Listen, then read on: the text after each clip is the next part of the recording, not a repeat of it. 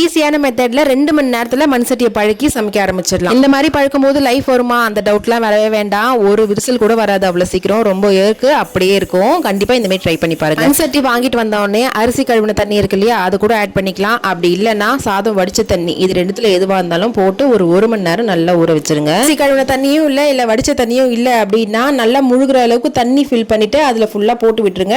ஒரு மணி நேரம் நல்லா ஊறட்டும். அதுக்கப்புறம் எடுத்துட்டு கேஸ் ஆன் பண்ணி அந்த தண்ணியோட எடுத்து அடுப்புல வச்சிருங்க. நல்லா கொதிக்கணும். நல்லா கொதிச்சதுக்கு அப்புறமா வடிச்ச தண்ணி இல்ல கஞ்சி தண்ணி எதுவா இருந்தாலும் வச்சிருந்தாலும் இந்த மாதிரி நுர வந்து நல்லா கொதிக்கும். அதை அப்படியே கொட்டி விட்டுட்டு நல்லா வாஷ் பண்ணி 1க்கு 2 தடவை நல்லா வாஷ் பண்ணி விடுங்க. வாஷ் பண்ணதுக்கு அப்புறமா ஃபர்ஸ்ட் நம்ம சமைக்கும் போது எண்ணெய் ஊற்றி சமைக்காம ஃபர்ஸ்ட் இந்த முட்டை அவிக்கிறது அந்த மாதிரி ஏதாவது அவிச்சுக்கோங்க.